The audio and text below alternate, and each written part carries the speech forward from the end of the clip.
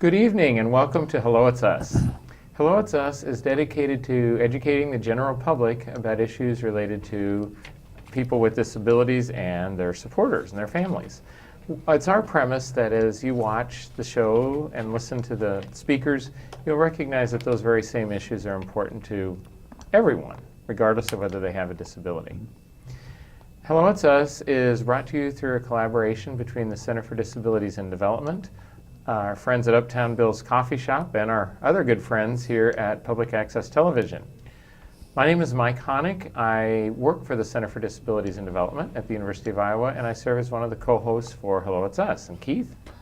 Yes, I'm Keith Ruff, the other co-host, retired but writing a book, and I also do disability advocacy.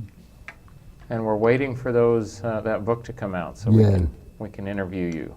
All right. Well, we have a very special show lined up for tonight.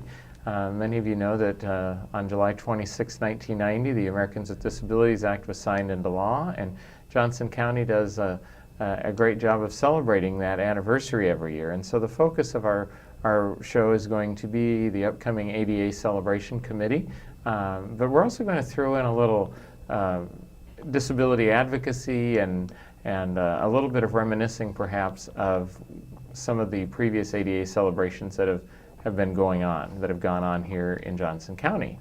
We have two special guests here tonight, Joy Beadleston and Dave Leshtz, and I'm going to go ahead and let each of them introduce themselves. Why don't you go ahead and start, Joy? Hi, my name is Joy Beadleston, and I am a community activist in Iowa City and disability activist. And I'm really happy to be here. I'm on the committee for the ADA for this year, and last year I also participated, and am really excited for this year celebration. And my name is Dave Leshtz. For many years I was a Johnson County social worker, and then for even more years I worked at the Center for Disabilities and Development, where I had the pleasure of working with both of our hosts, but especially Mike for many years. And I'm currently district representative for Congressman Dave Loebsack. Well, thanks both of you. Yes, those were some fun years over there at CDD with you there, Dave. And I'm so glad that you were both able to make some time to join us tonight. I thought before we got into the details of the ADA celebration that it would be nice for people just to have a little bit of background on how the ADA came to pass, some of the early history of it, and perhaps a little bit about what it does, what it covers. Dave, would you like to start that conversation? Sure, Mike. Let me go back a few years. Historically, people with disabilities were treated out of sight and out of mind, certainly in America and in other countries as well.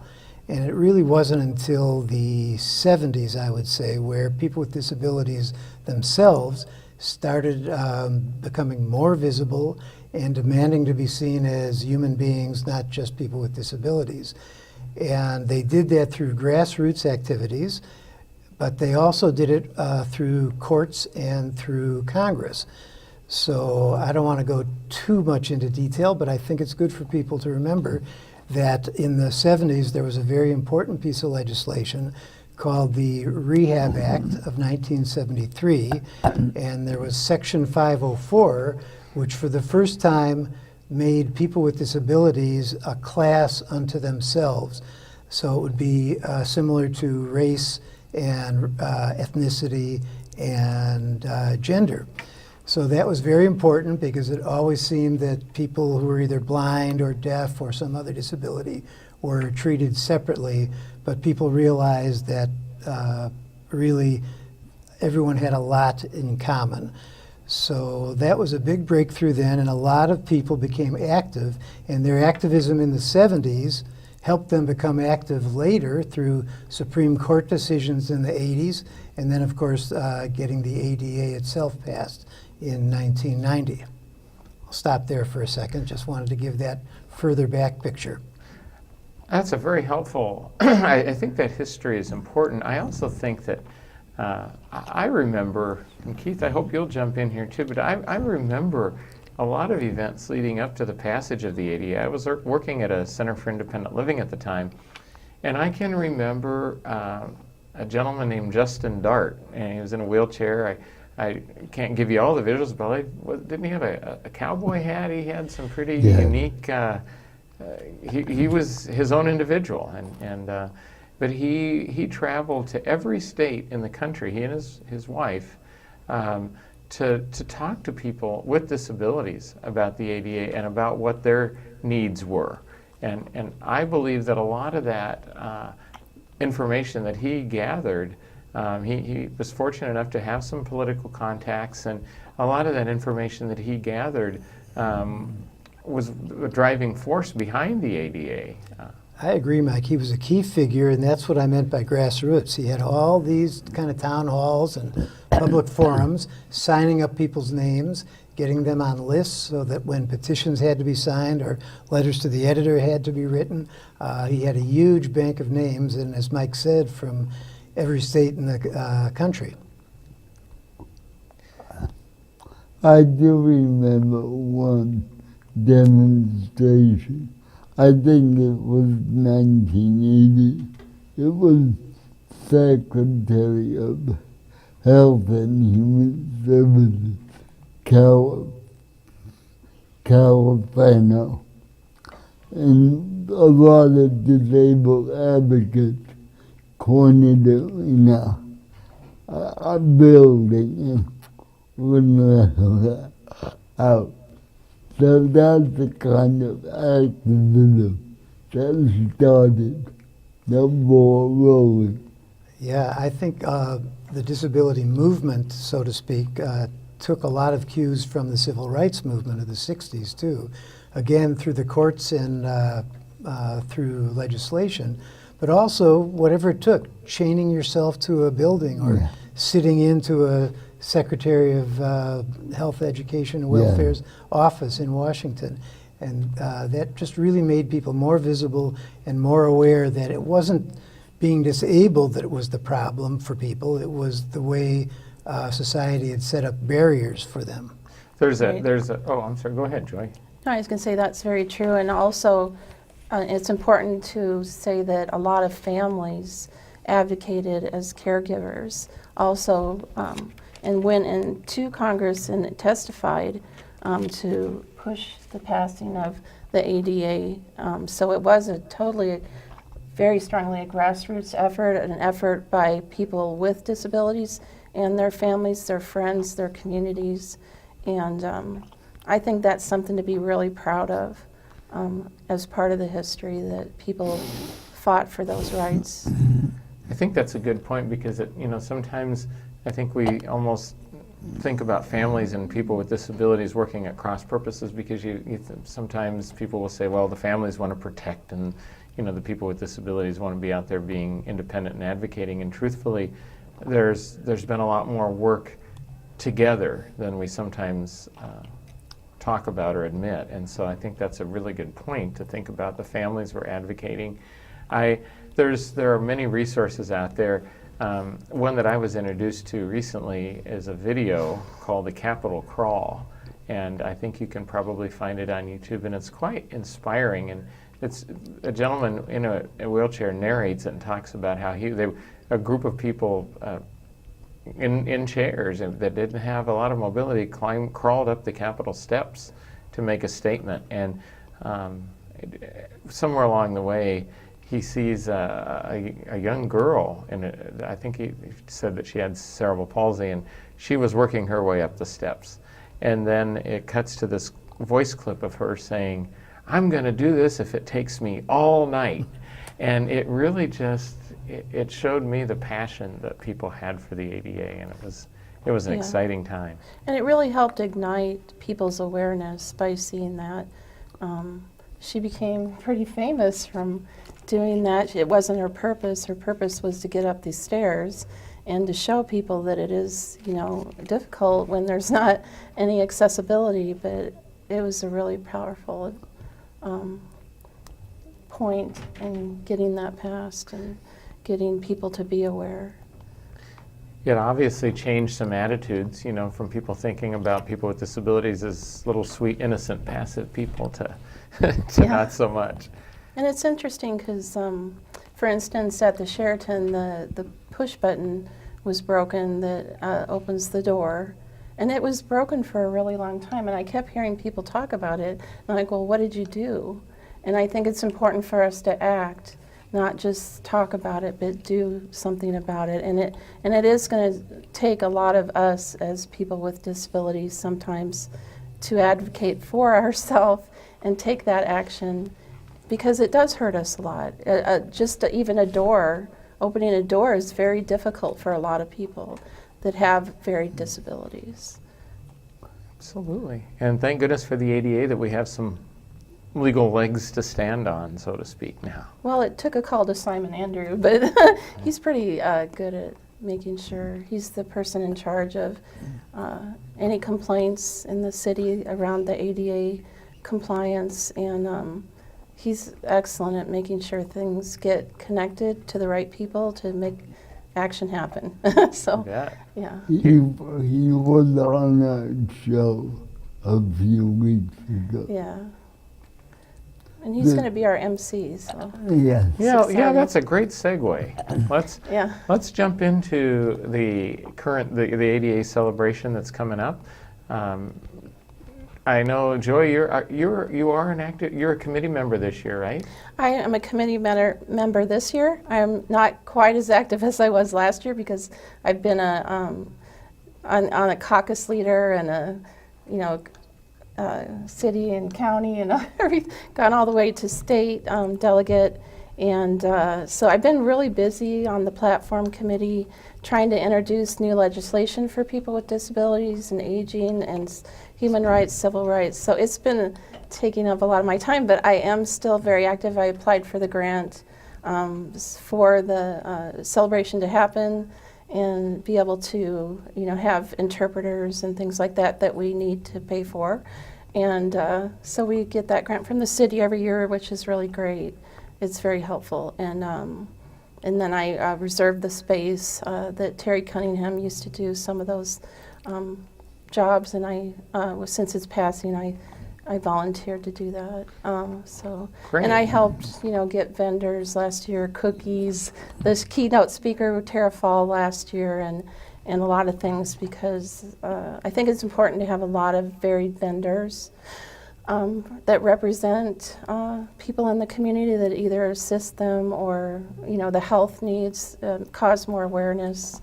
Like our VAP came last year. I'm hoping they come this year to cause awareness that a lot of women and people that have disabilities, women and men, are a higher percentage are raped. And that was something I wasn't aware of, the large numbers, and they brought that awareness to me and to the rest of the community, which was really good. And That's important to have those vendors. Mike, that points out, really, Joy, thank you, because every year it's a little different what the emphasis is Yes. and who's involved. And I think Keith has been going to these planning meetings for about 25 years. Yes. And it's always a different group, and people kind of step up and take charge and take responsibility. And it's a very group. It's always It's very, a very, very group. yeah. Which is good because we don't want all one type of. Right. right. Well, before we get too far into the discussion, let's just make sure that everybody knows the date is Saturday, July 23rd, Right. and it's from 10 10 to noon. o'clock a.m. to 12 p.m. Yeah. We've thought this year it'd be better to have it earlier, since last year there was a heat index of 100%. So our cameramen from PATV and the other places were kind of melting in the sun. So we're hoping this year it'll be a lot cooler. We asked people to bring chairs if they needed, and water. We're going to have water and cookies. Someone donates water, don't they? Yeah, we Isn't do get usually a donation from Hy-Vee or some vendor in the community. a lot of good of corporate water. kind of sponsors. Yeah, Hy-Vee is just phenomenal supporter for That's terrific. and it will be Java House and many others.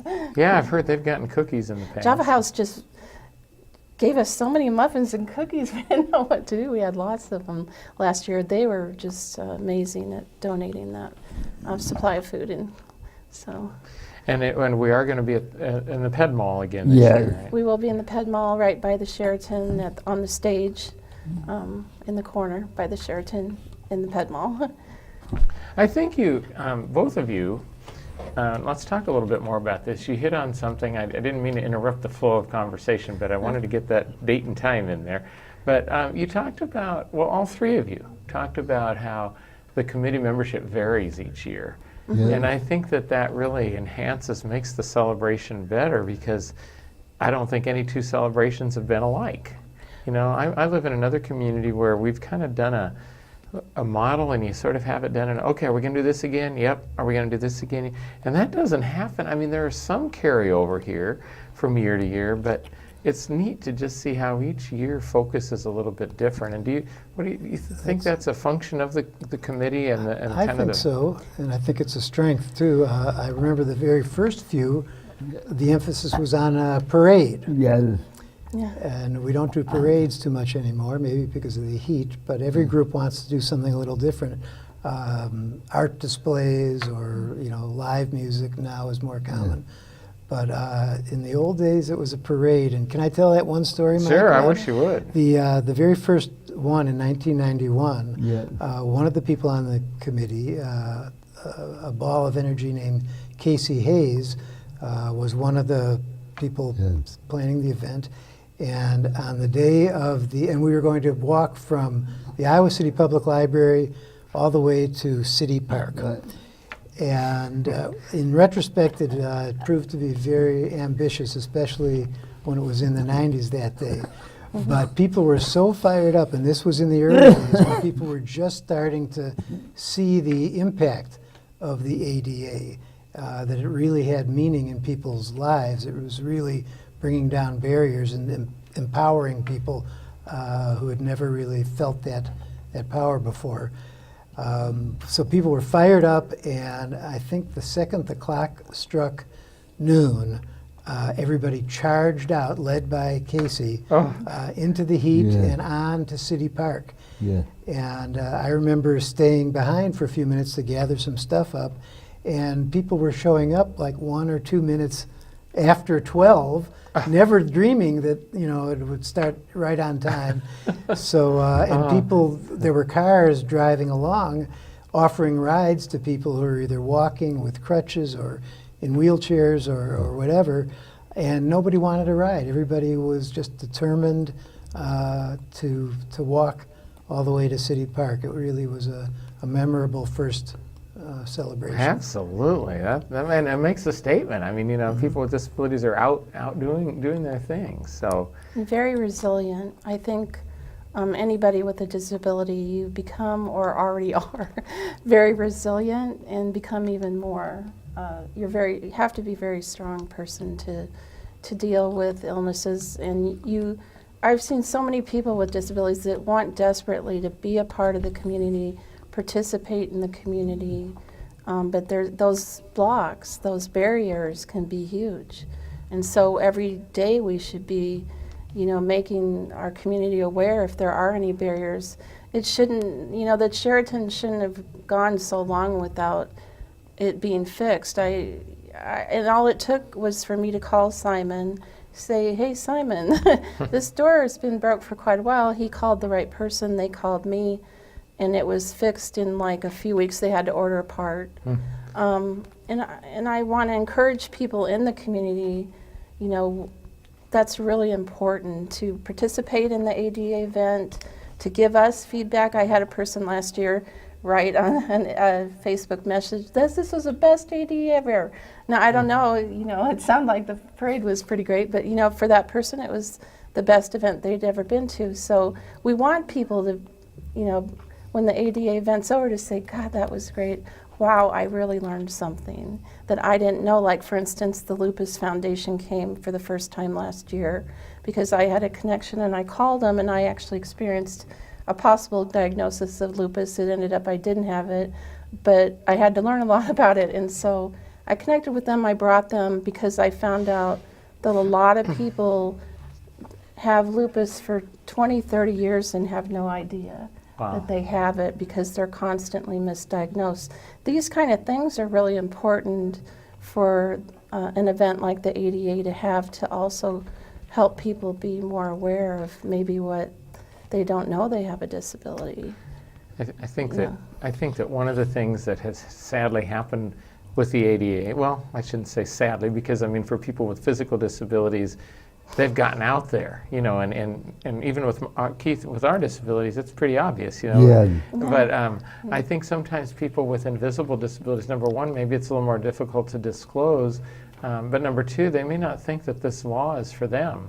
And there are, you know, it's every bit as much for people with invisible disabilities as it is for anyone else. And so having somebody, a group like the Lupus Foundation out there, I think that's a big deal.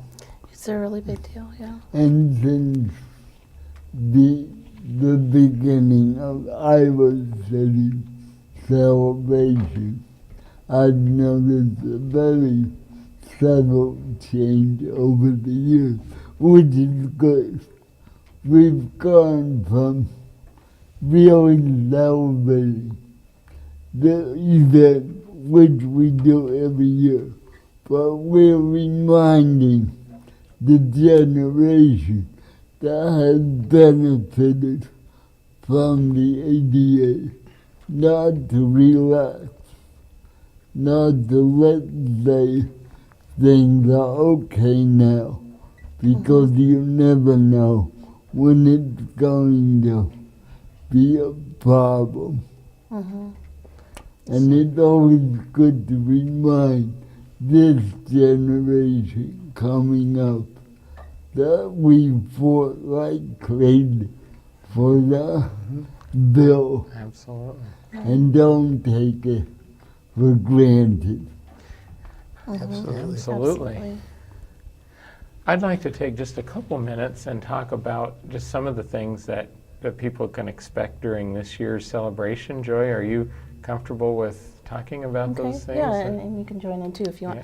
Yeah. That's fine. Either one of us can. Yep. He's also You been jump. working, but I'll Yep. say yes. Simon Andrew is going to be our MC, which I mentioned. He's the assistant city manager, and he's going to introduce and begin the event. And then we'll have the Combined Efforts Choir that'll be coming. There'll also be the Combined Efforts Theater and Dance. And also, I don't know if the public's aware, there's an Infinity Dance Company also that are coming. And we're going to also present 2 awards, the Bill Reagan Award, Vitality Award, and also the Terry Cunningham Community Award. And those will be presented. We'll also have our mayor, our new mayor, Jim Throckmorton, and let's see, and of course you will be a keynote speaker, and Mike and you will be our keynote speakers and be talking at the event and you know, giving great information to the community. And then Simon will say goodbye, and I believe you know, we'll have an introduction of some of the committee members at the end who worked on the committee, and talk about that. And we'll, in the meantime, have food, water. They'll have the library open for people to, if they need to rest in a room. Room A will be open for people to rest or prepare for an event. With the cool. Or to cool off if we Yeah, had that cool 100 off. I degree did that heat last index year. again, I yeah. kind of had to hide out in the with Mary Masher in the Sheraton in the library, so it was pretty hot for me. I'm not that great in heat, but I will be there. I think, thanks, Joy. That's a great summary. I think one of the things that I'm excited about are those awards.